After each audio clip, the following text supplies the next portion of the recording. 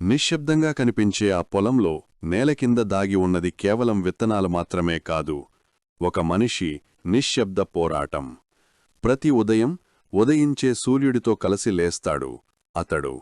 కాని ఆకాశం నవ్వుతోందా, ఏడుస్తోందా అంటే అతని జీవితమే మారిపోతుంది. సూర్యుని కాంతి ఇంకా నేలను తాకలేదు.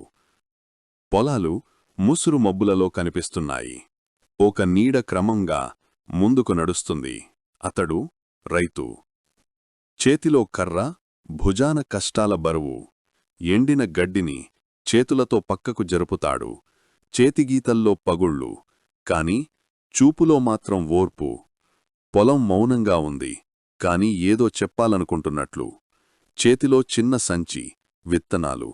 ప్రతి గింజ ఒక ఆశ, కాని ప్రతి ఆశపైనే భయం. మేఘాలు శబ్దం చేస్తాయి, గాలిలో అప్రమత్తం. విత్తనం నేలలో పడగానే ఆకాశం గర్జిస్తుంది. మొదటి వాన చినుకులు, జీవితం లాంటి దెబ్బ. వాన వరమవుతుందా, శాపమా?